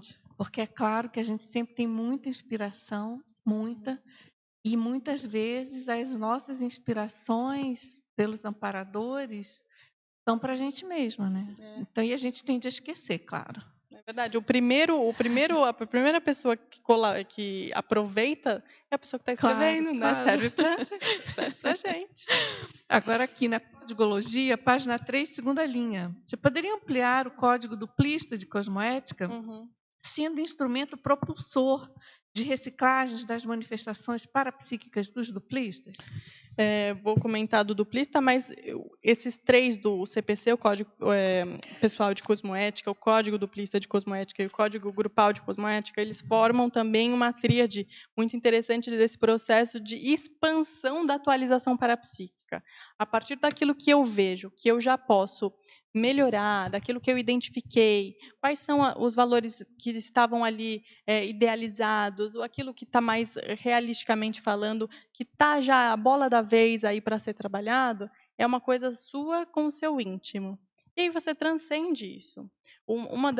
Dos exemplos de fraternismo, prenúncio de mega fraternidade, eu vejo que já é uma relação com o seu duplista. Porque essa troca, essa composição que um tem e pode doar para o outro, colaborar para a experiência do outro, para a autopesquisa do parceiro, é o que faz essa completar esse processo de atualização, de crescimento de ambos.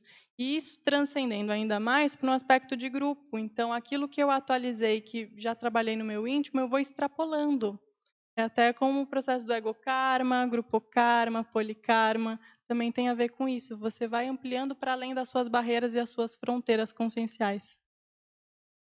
Agora, Giovana, na parafatologia, final da 11ª linha, você pode expandir sobre o parapsiquismo intelectual, promovendo parapercepção sutil e avançada? Esses são os dos pontos que eu percebo que existe mais dificuldade às vezes, porque é aquela ideia que a gente estava falando da sutileza, daquilo que você vai fazendo uma pesquisa. Não é o que vem de mão beijada. Tem que ter um exercício crítico, investigativo da nossa parte. E, às vezes, existe todo um processo que é mais chamativo, que é o que é escancarado, que é denso, que mais chama atenção, o processo da energia. O processo da intelectualidade, da erudição, é o que vai cada vez mais depurando o nosso nível de cosmoética, inclusive. Da gente saber onde está, o que está fazendo, o porquê, o como, o para quê. Uma percepção que eu tenho, eu não tomo ela já de mão beijada, não, mas eu estou tendo essa percepção é por quê? Tem a ver com quem, com o quê? Como assim? E fazendo realmente esse diálogo transmental com os amparadores, com o extrafísico, para você não parar na primeira informação. E talvez seja o item de maior atualização, não é isso? Exatamente. Porque se a gente pegar todas essas linhas, por exemplo, que você citou, a grande maioria, esse parapsiquismo é inexistente, né? E puramente instintivo. É sair do subcérebro animal e ir para o paracérebro consciencial. Porque se a gente para realmente nessa primeira etapa daquilo que é instintivo, daquilo que é feito o show antiparapsíquico, a gente não está indo pelo processo de investigação, de erudição, de intelectualidade, que é o que a gente mais preza nesse momento. Agora, a gente tem pergunta do Rio de Janeiro.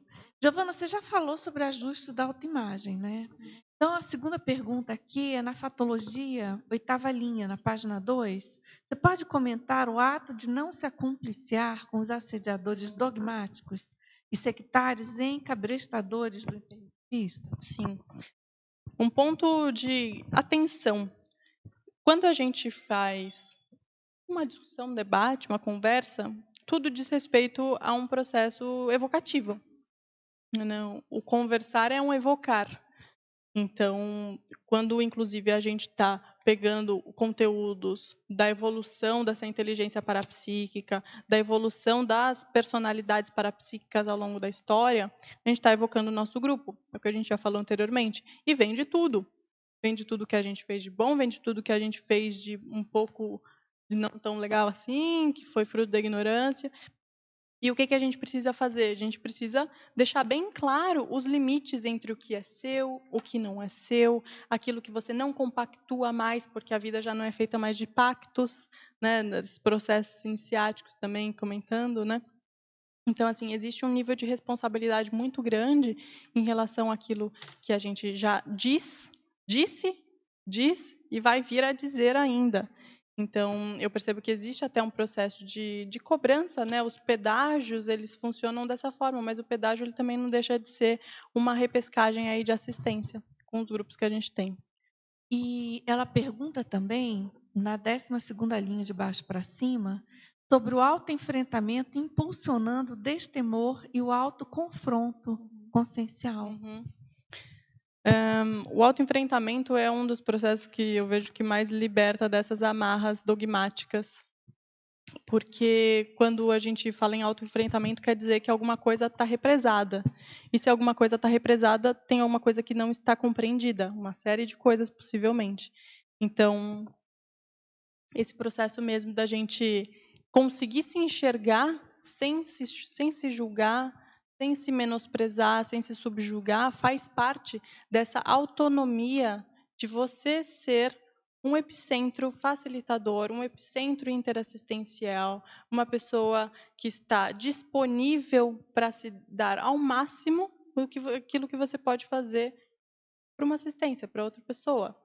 E isso não é falando de uma maneira assim, até lamuriosa, assim, não, vamos dar ao máximo a coisa da caridade. Não, é um processo realmente que ele é bem prático, ele é bem didático, é um processo educativo até da gente, do esclarecimento. A TARES é isso, né? E muitas vezes chega a ofuscar, né? Quando você ilumina algo, é um holofote, né?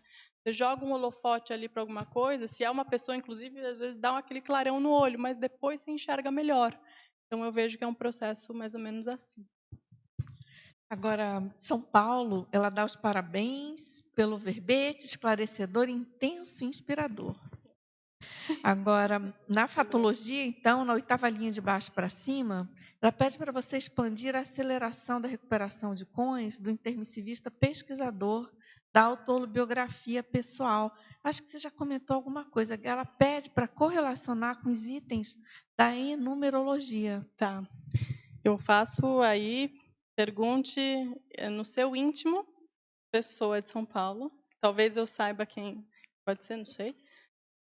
Mas qual que seria essa... Porque quando a gente está lendo um verbete, tem algo que sempre chama atenção. Parece que a letra até fica maior. Assim, nossa, mas o que é isso, né? Acelerador de curso intermissivo. Né? Caps Lock ainda, né?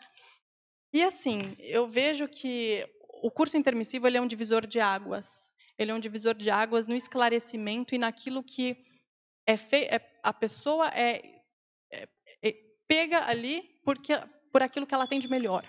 E por aquilo que ela tem de melhor, ela pode assistir ainda mais. Existe um processo de liderança, existe um processo de comunicabilidade, né, do parapsiquismo, tem vários aspectos aí que tem essa relação com a entrada no curso intermissivo. Mas, em relação à atualização, o que a gente faz? A gente estuda, deixa tudo maceteado, prepara, planeja, tenta compreender o que é estar novamente nesse processo de restringimento intrafísico, das dificuldades que se tem da vida intrafísica e como superar isso. Quais foram os nossos mataburros anteriores e como trabalhar isso de uma maneira sem melindres, sem dogmas, sem pactos, sem os comparsas. Então, realmente é vir com aquilo que você tem de melhor. E o curso intermissivo, ele faz essa depuração. É como se fosse uma peneira daquilo que você tem de melhor. E eu vejo aí, e até sugiro que a pessoa pense no seu caso, o que foi essa entrada em curso intermissivo para ela aí. Boa pergunta. E o que ela tem que atualizar. Excelente. Agora, a Giovana, ela pergunta também, ela ficou curiosa aqui, porque ela diz que na definologia você fala em benefício da automanifestação e multidimensional, interassistencial, lúcida, técnica avançada. E, ao mesmo tempo, você colocou o tema central neutro. Você pode esclarecer por quê? Sim. Eu, a princípio, fiquei com uma dúvida quando estava redigindo o verbete, porque eu estou falando de algo que é pró-evolutivo. Bacana, legal. Mas, para mim, no meu íntimo, a atualização ela não é estanque, ela não é um fim. Então, por não ter um período final, agora está atualizado, pronto, chegou no ápice incrível para sempre, 100%. Então, justamente por isso, ele é neutro, porque você sempre atinge um outro estado mais aprimorado. E por essa condição de ser sempre resultado parcial da atualização, sempre ter uma nova versão para ser atualizada, para ser feito um download de cons, é por isso a escolha do tema ter sido neutro. Essa questão de tema neutro, às vezes, dá polêmica, viu, Giovana? Mas, enfim, eu acho que a sua explicação é bem em cima do lance, né? Bem pertinente. Agora, aqui, também de Santos, agora. Parabéns pelas reciclagens, atualizações e pelo verbete. E sobre o item historiologia, gostaria que você comentasse, ampliasse os números 3, 4, 6 e 8. Opa, peraí. Então, 3, 4, 6 e 8. Tá. Se quiser, eu vou falando aos poucos. Bom, vou comentar novamente que o objetivo aqui não é trazer uma ideia de especial. Não sou especialista no estudo de todas essas áreas. Claro que tem algumas que a gente tem mais afinidade do que outras, mas pelo menos o que eu pego de interessante por exemplo, 3, catarismo. Os cátaros, eles sendo uma classe, um partido antissacerdotal em relação à Igreja Católica, lá por volta de 1000, 1100, 1200, na região ali de Carcassonne, da França, eles tinham, inclusive, muitas ideias que tinham a ver com a imortalidade da alma, com, mesmo assim, né, a vida após a morte, e muitos temas que até tinham a ver com energias e temas afins. Tem um livro, né, Cristo Espera por Ti, que não trata especificamente disso, mas tem muito a respeito ali da região em si também, né? Então, é algo que é de se perguntar, eu me afinizo com esse tema? Eu estava lá? E mesmo que não seja isso, as ideias afins em relação a, por exemplo, os cátaros, né, eles tinham até uma luta em relação a essa corrupção da classe mesmo eclesiástica, em relação à moral, a corrupções. Tinham também as ideias, né, em relação denominavam os perfeitos, coisas assim. Tinha até alguma relação entre gênero, né, homem, mulher, mas isso também é uma coisa que ao longo da história estamos aí lutando, né, como se fosse, mas enfim, então tem todo um processo que eles têm, a gente pode avaliar, isso que é interessante do estudo, avaliar os pontos positivos, aquilo que estava de mais atualizado ou de vanguarda da época e aquilo que também já não estava muito bacana, né? Isso é interessante. Sobre o 6, 3, 6, né? 3, 4. O 4 é o Ticum. O Ticum, ele, na verdade, é uma série de exercícios. O Ticum é cultivo da energia, é treinamento da energia. E tem uma série deles. Tem o Ticum terapêutico, o Ticum marcial, enfim, por aí vai. O Qigong ele é muito interessante se a gente para e observa a finalidade terapêutica disso. Já é o princípio do quê? Temos energia. Nós temos energia, o que fazemos com ela? Trabalhar as energias, e isso tem um reflexo direto na nossa vida, enfim, comum. Então, Eu queria só aproveitar a questão anterior sobre o processo da neutralidade. Eu não sei se você vê também dessa forma, que, por exemplo, uma atualização parapsíquica, consciencial, é lógico que sempre busca um efeito mais positivo, uma melhoria da eficiência, e assim vai. Mas, como a gente tem sempre aquela questão da tentativa e erro, nós podemos também tomar uma atualização e mudar as práticas e perceber que aquilo não foi o melhor. E eu ter que voltar ou até que mudar de novo. Porque senão a gente iria falar que a gente sempre acerta. Não é? Toda atualização ela vai ser sempre ótima. Eu fico pensando, por exemplo, no Windows. O Windows sempre tem atualizações, mas a gente vê que eles nem sempre acertam. Tem os bugs. Não é? Exatamente. Então, aí você vê que a gente tem que pensar também nessa possibilidade que a tentativa e erro. E o erro faz parte da aprendizagem e faz parte da atualização que você vai modificar de novo. Talvez é um outro viés dessa neutralidade. É muito legal isso, né? Tem até parecido, né? O princípio de recordar, repetir e elaborar. Aquilo que a gente está repetindo é porque ainda não chegou num top da automaturidade daquele quesito. E, em função disso, você vai fazendo várias vezes, você vai dirigir. Não pega a carta e sai ali dirigindo bem, com responsabilidade, com visão de conjunto em relação às outras pessoas que estão dirigindo, mas você vai fazendo, até que chega num estado relativamente suficientemente bom. Então, acho que é o mesmo princípio, né? E ter essa noção de que nem sempre vai ser acerto, a maioria das vezes não vai ser acerto, mas pelo erro você pode aprender, mas se o erro ele é consecutivo, o mesmo, preste atenção também. Porque o princípio de que um erro novo por dia é bacana, legal, né? A gente aprende cada vez mais. Faltavam as outras. Número 6, druidismo. Druidismo. Então, os druidas também é interessante, né? O povo celta, né? Tem algumas regiões lá que seria Europa, ou França, enfim, que era Gália. E, bom, é interessante porque até recentemente eu li uns livros sobre os druidas e, a princípio, o que parecia, não, o druida era somente ali uma classe sacerdotal.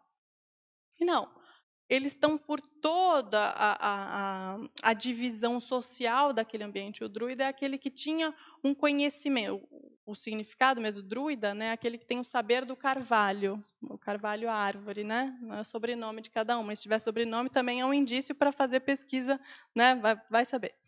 E assim, então, pelo fato deles terem um saber que outros aparentemente não tinham, eles têm algum tipo de poder. Então, a pessoa ela estava não somente no processo de, enfim, ritualístico, ela está na política, ela está em outros diferentes vieses que compõem, inclusive, um nível de poder naquela classe social, naquele grupo social. Processo clânico também, né? E uma das coisas interessantes que eles comentavam é a relação da dificuldade que se tem hoje em dia de pegar conteúdos, porque eles não escreviam nada. Mas por que eles não escreviam? Pelo mesmo processo de que, se eu escrever, vai chegar nas mãos de quem? E eles vão fazer o quê com esse conteúdo? E fora isso, um processo também que eles falavam é que, assim, quando você escreve algo, você não fortalece a sua memória. Então, a comunicação oral era um fator para trabalhar a memória e para cada um ter os conhecimentos a partir da teoria, que é dada, transmitida, e você incorporar aquilo na sua prática e propagar aquilo entre os seus, né? Então, tem outro ponto. Faltou o hermetismo, né? Tem todo o processo da filosofia oculta que é baseada nos ensinamentos do Hermes Trismegisto, né? O 3 vezes grande. E é até interessante, tem alguns livros ali relacionados a esse tema. É interessante que são ideias bem avançadas, analisando inclusive o aspecto historiográfico, né? Da história, né? Que é relacionado a isso. Mas como você faz essa leitura, né? Dessas informações? Faz com uma leitura atualizada, vendo hoje em dia. Tem coisas sobre fraternidade, tem coisas sobre, enfim, relação mesmo dos princípios de equilíbrio, de harmonia, enfim, vários temas que são interessantes, mas vendo principalmente à luz dos olhos de hoje em dia, atualizado.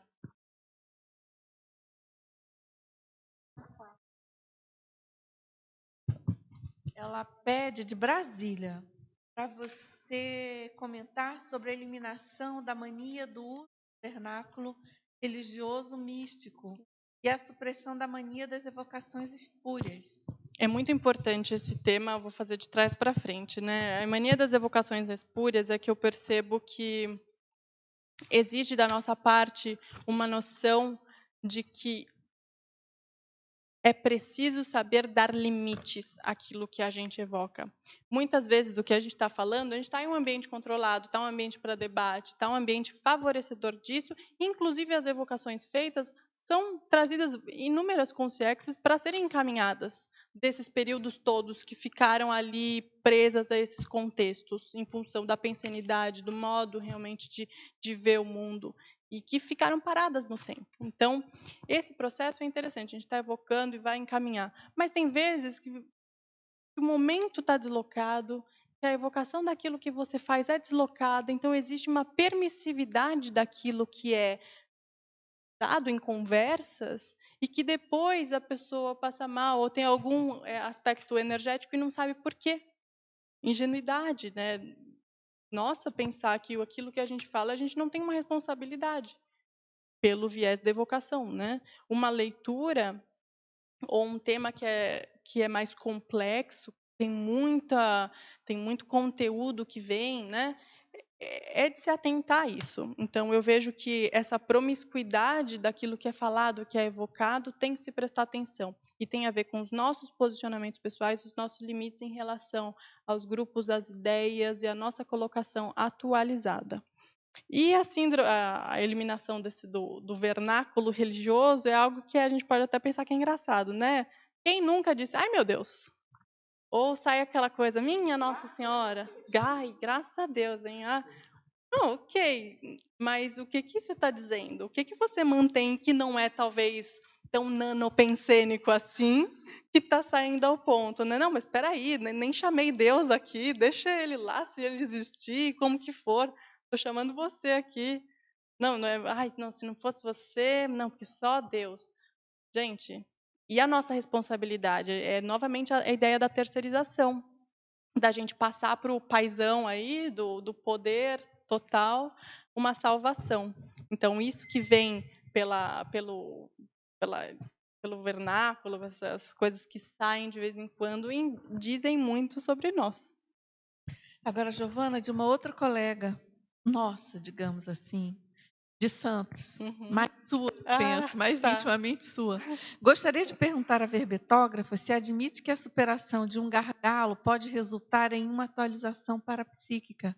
Eu digo isso por experiência própria, pois percebo isso acontecendo comigo nesse momento evolutivo em que estou. Sem dúvida, e assim, eu gratifico por todas as superações que tem feito, e essas mudanças, elas exigem muito esforço da nossa parte e muita ressignificação dessas reminiscências que ficam do nosso passado e que passam despercebidas. E eu acho que sim, faz total sentido e é esse o caminho mesmo. Aproveitar as circunstâncias, até essas crises de crescimento que acontecem, que já chegaram num ápice, né? Um copo já está ali transbordando, para você atualizar, para não deixar ele mais tranquilo, mais para baixo, não precisa saindo a água por todos os lados, né? Até que a gente para e pensa na Heurbex. A Heurbex, a gente está vivendo num momento em que aparentemente está um estado de caos em diferentes vieses, e esse caos é porque está atingindo um estado que pluf, e aí, em algum momento estoura ali alguma coisa e já pode fazer encaminhamentos. Não sei, acho que é pretensão minha até falar, né, do que seria essa Heurbex, que é algo muito maior do que a minha compreensão no momento capta.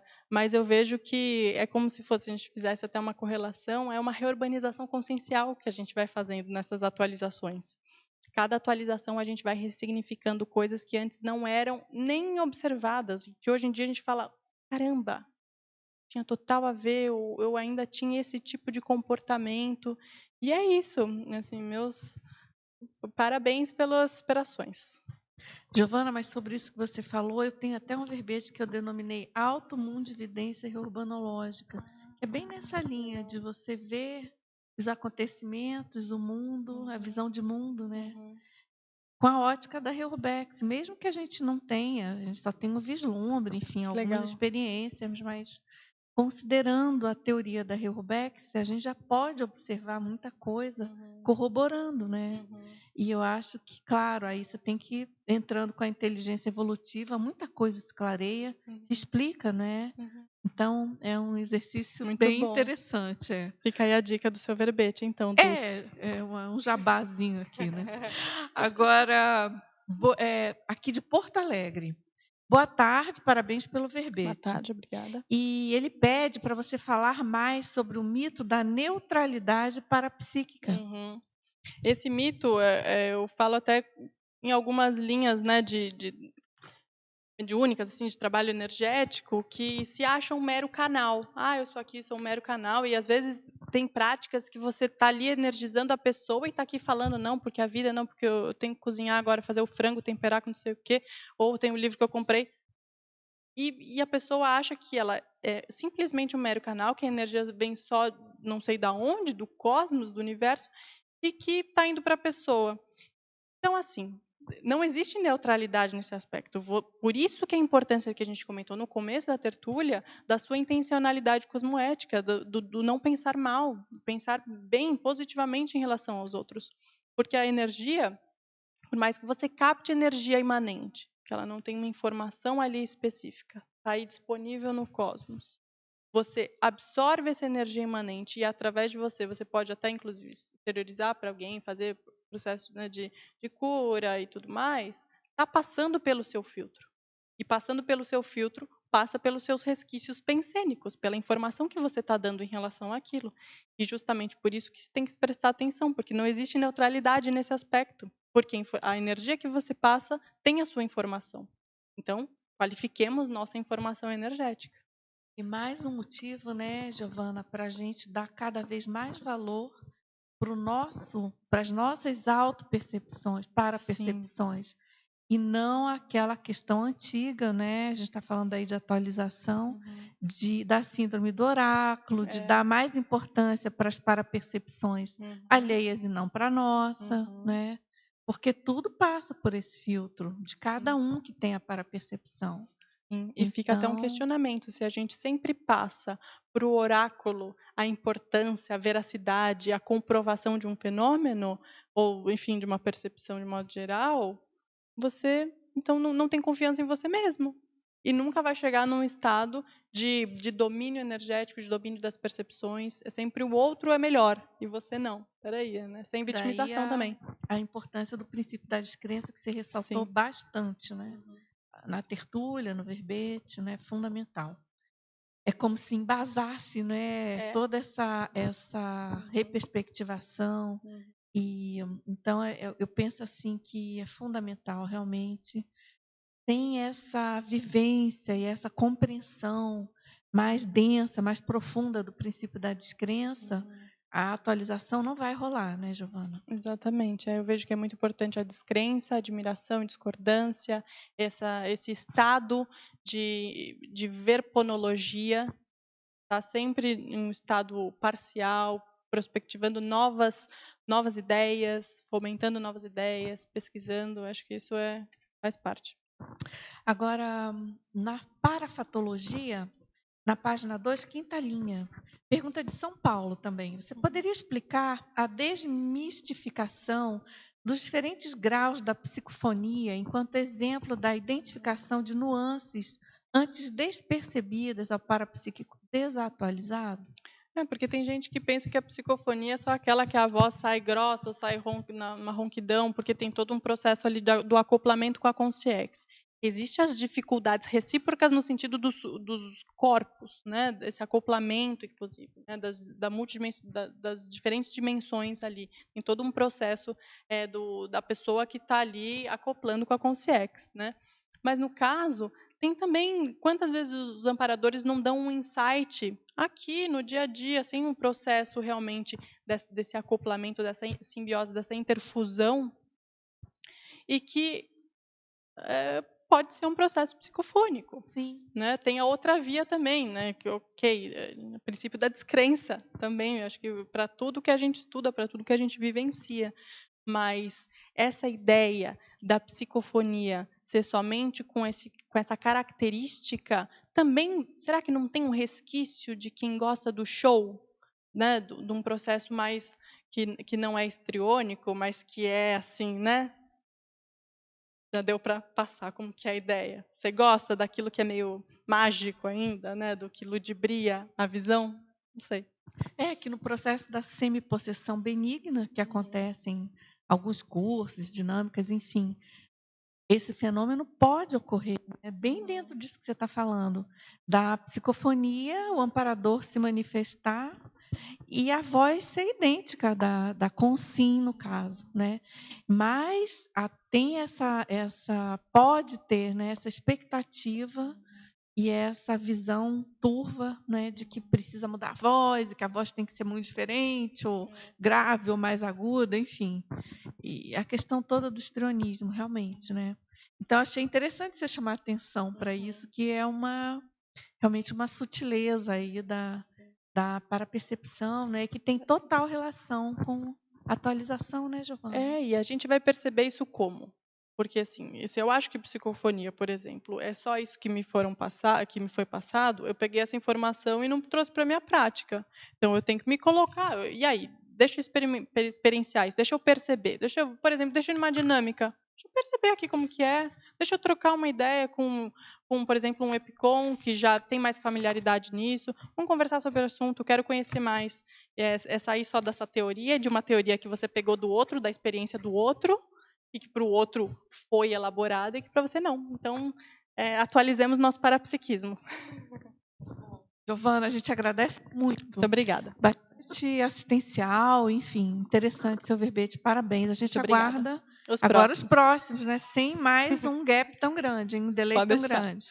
Pessoal, muito obrigada aqui, tertulianos, teletertulianos, aqui a equipe do Tertuliário.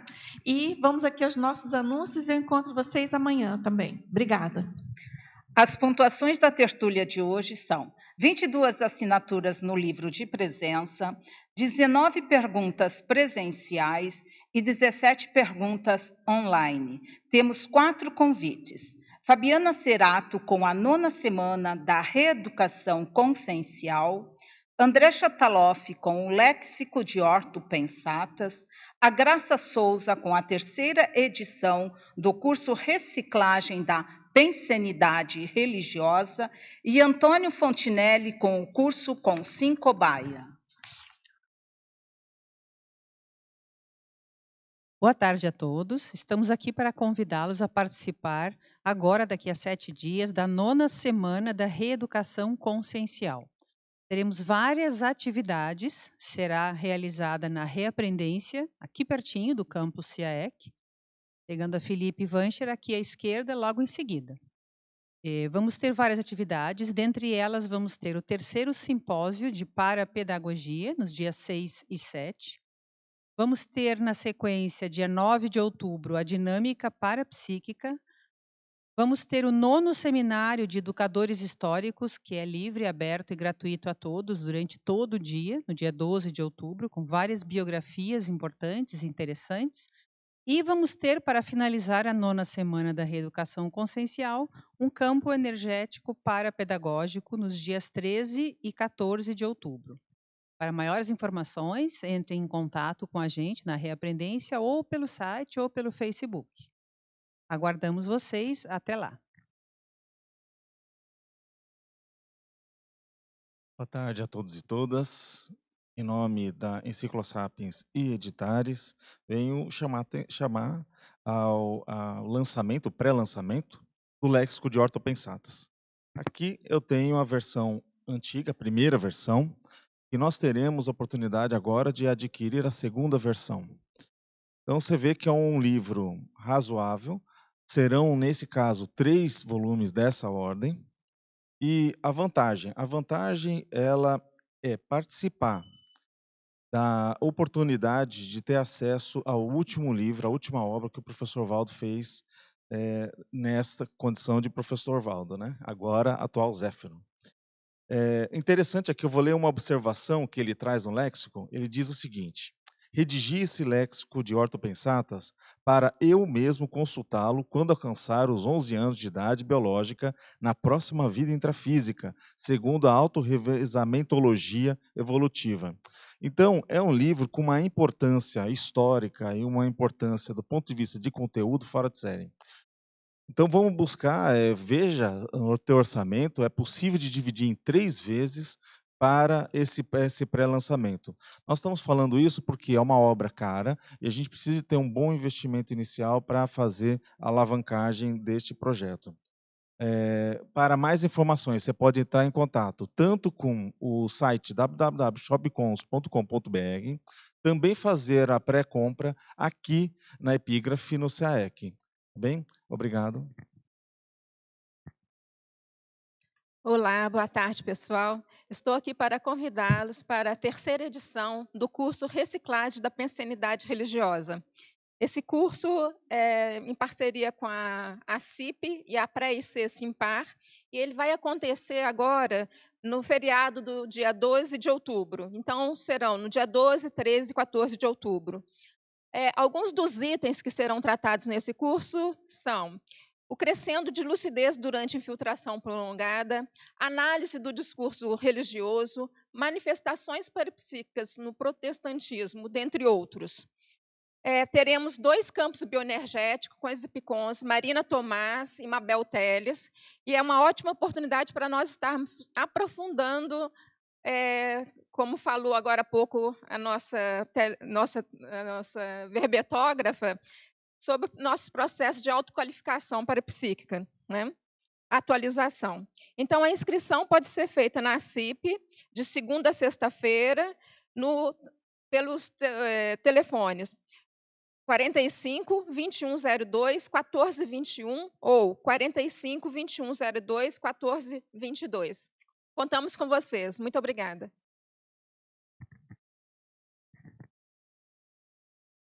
Boa tarde a todos. Estou aqui para convidar a todos para o curso com Sincobá da Conscius.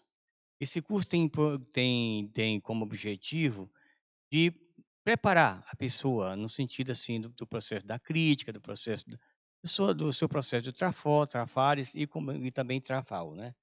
Ele patrocina um ambiente de interconfiança otimizada para a autoexposição. Quer dizer, você expõe perante a todos os colegas, professores, tudo aquilo que põe, vamos dizer assim, a baila em relação aos seus trafores, seus trafares, e também aquilo que você vai adquirir com o tempo, que seriam os trafais, né? Também é um ambiente de despojamento para interassistência, de você dar e receber feedback. Todos participam no sentido de ajudar quem está passando pela cobaiagem, né? Também é um ambiente de aceleração evolutiva através da criticidade sadia. Você passa a entender o que é uma crítica sadia, cosmoética, não uma crítica destrutiva, mas sim uma crítica construtiva, né? O instrumento desse curso é o conscienciograma. O conscienciograma tem como definição uma forma otimizada através de 2.000 questões para seu autoconhecimento através de múltiplos viés, ou seja, pelo viés da holossomática e pelos principais viés de alguns atributos conscienciais, principais atributos conscienciais da consciência, né? O dia da realização é um sábado, o dia 13 de outubro, obrigado. Sabendo que dia 12 é um feriado, isso facilita com que alguém de fora possa vir, né, assistir e tal. As suas inscrições você pode fazer pelos telefones 2102-1460 ou pelo 9994-1460, também pela consus@consus.org.br, também pelo www.consus.org.br. Muito obrigado a todos, uma boa tarde. Para amanhã, teremos o verbete Imagística Projetiva, da especialidade Parapercepciologia, com a verbetógrafa Luciana Gouveia. Gratos pela presença e a participação de todos. Boa tarde e até amanhã.